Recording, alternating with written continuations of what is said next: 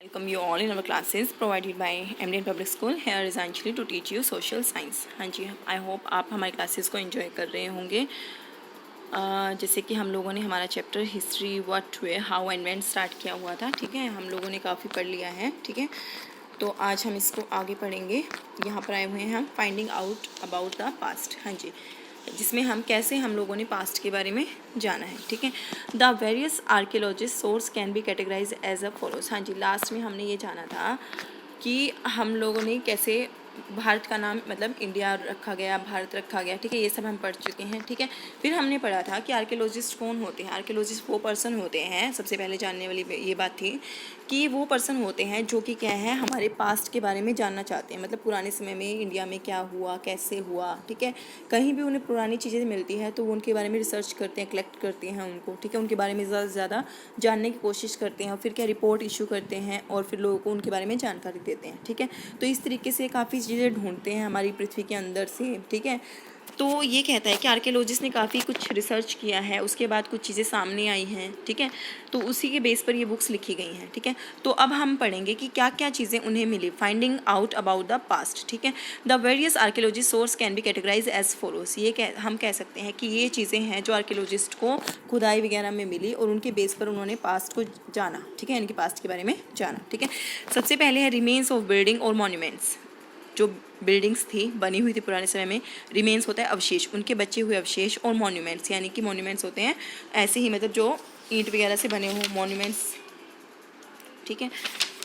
तो हमारा any structure building और site that is of historical archaeologistical on artistic interest and is not less than 100 year old is an ancient monument in India.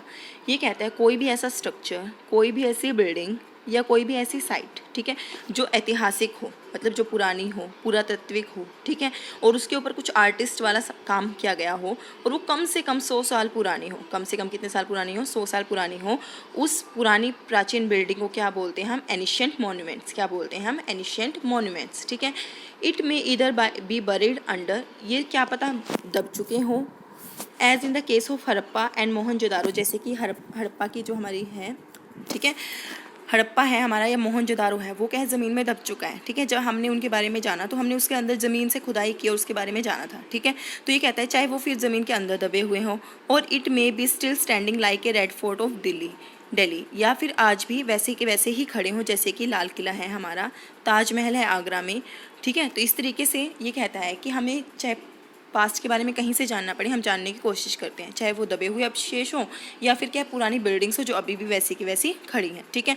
Monuments में be in the forms of temple, जो ये monuments होते हैं वो temples भी हो सकते हैं, फोर्ट्स यानी कि किले भी हो सकते हैं, पैलेसेस भी हो सकते हैं, आपको पता है राजा महाराजाओं के जो पैलेस होते थे, ठीक है। स्तूप हो सकते हैं, ये देखिए जैसे कि इस पिक्चर में स्तूप दिखाया हुआ है, ठीक है। उस तरीके से मोनेस्ट्रीज भी हो सकती है। मोनेस्ट्री कहाँ? जहाँ पे बौद्ध धर्म के जो लोग रहते थे उनको मोनेस्ट्रीज बोला जाता है, ठीक है। मोसेल्स हो सकते हैं या फिर क्या हो सकते हैं वो समाधि, मौसूले क्या होते हैं? समाधि, ठीक है। They provide useful information about the development of art. जब हम इनको देखते हैं, इनके बारे में पढ़ते हैं, तो इससे क्या है, हमें क्या है, इन्फॉर्मेशन मिलती है हमारे आर्ट के बारे में and architecture as well as the social and economic life of the people of the times when they were constructed.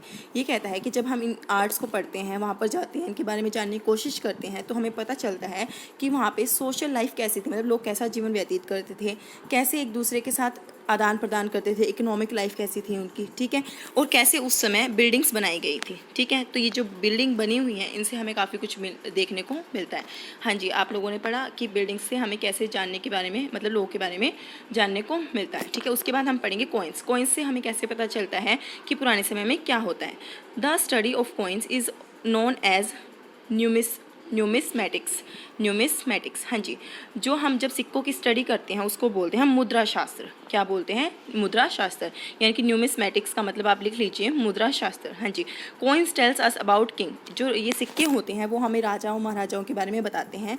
The extent of their empires होता है राज्य, साम्राज्य, ठीक है। तो ये भी बताते हैं उनके साम्राज्य कहाँ तक फैला हुआ था। डेट्स के बारे में बताते हैं, लैंग्वेजेस उनके भाषाओं के बारे में बताते हैं। That were in use, trade, art, religion and literacy skills of particular time, यानी कि जब हम इन सिक्कों को पढ़ते हैं तो हमें उनके साम्राज्य के बारे में पता चलता है, डेट्स के बारे में पता चलता है, भाषाओं के बारे में पता चलता है कि किस तरीके से ये सिक्के उनको व्यापार करने में हेल्प करते थे, आर्ट कैसी थी उस टाइम का, धर्म कैसा था, वो क्या पढ़ते थे, ठीक है। तो उस टाइम के बारे में हमें काफ़ी कुछ सीखने को मिलता है। जैसे कि फॉर एग्जाम्पल इसमें दिया हुआ है, the coins of Samudragupta show that he was an efficient Veena player. हाँ जी, इन कॉइन्स को देखोगे तो आपको ये पता चलेगा कि समुद्रगुप्त के वहाँ एरिया से मिले होंगे जहाँ पर वो राज करता था। तो इन सिक्कों को देखने से पता चलता है कि जो समुद्रगुप्त हैं वो एक बहुत अच्छे वीणा प्लेयर थे, यानी कि वीणा बजाते थे। आई होप आपको समझ आया होगा कि हम पुरानी बिल्डिंग से काफ़ी कुछ जानने को मिलता है। कॉइन सिक्के वो इस तरीके से बनाते थे कि वो अपना इंटरेस्ट उनमें शो कर देते थे, तो हमें उससे भी काफ़ी कुछ जानने को मिलता है, ठीक है। अदर ऑब्जेक्ट्स, और भी कौन से ऑब्जेक्ट्स हैं जैसे कि हमें पता चल सके कि पुराने समय में किन चीज़ों का इस्तेमाल होता था। आर्कियोलॉजिस्ट फाइंड आउट, एक्सप्लोर होता है किसी को एक्सप्लोर करना, ठीक है। एंड अनअर्थ होता है कि दबे हुए, यानी कि दबे हुई चीज़ों को बाहर निकालना, यानी कि खोदना, ठीक है। ये कहता है आर्कियोलॉजिस्ट को काफ़ी चीज़ें मिली वहाँ से, कहाँ से, टूल्स यानी कि अलग अलग तरह के हथियार, ठीक है, वेपन्स होते हैं हथियार, पोट्स होते हैं हमारे ये मिट्टी के घड़े, पेन्स होते हैं बर्तन, ऑर्नामेंट्स आभूषण, by digging under the surface of earth, थोड़ा सा ब्लर आया है सॉरी। तो ये कहता है कि जब उन्होंने अर्थ को डिग किया यानी कि खोदा तो वहाँ पर इन्हें ये सब चीज़ें मिली। दीज ऑब्जेक्ट्स में बी मेड ऑफ स्टोन, ये ऑब्जेक्ट्स क्या थे, बने होते थे पत्थरों से, हड्डियों से, बेक्ड क्ले या फिर पकी हुई मिट्टी से, और मेटल से बने हुए थे।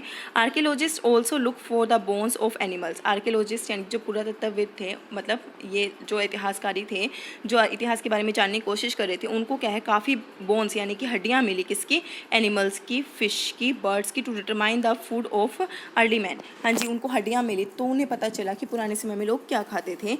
The plant remain such as seeds of grains और वुड आर रेयरली अवेलेबल, ये कहता है कि कुछ सीड्स भी मिले, क्योंकि सीड्स क्या हैं बहुत मुश्किल से बच पाते हैं, ठीक है। तो कुछ एक जगह मिले उन्हें और खाने की चीज़ें मिली, ठीक है। तो इस तरीके से हमने बहुत सारी चीज़ों के उनके बारे में जाना, ठीक है। आई होप आपको समझ आया होगा। अब हम पढ़ेंगे, ये तो था, अब हमें अदर ऑब्जेक्ट्स, उसके बाद क्या है मैन्यूस्क्रिप्ट्स पहले तो होते क्या है, मैन्यूस्क्रिप्ट्स होते हैं।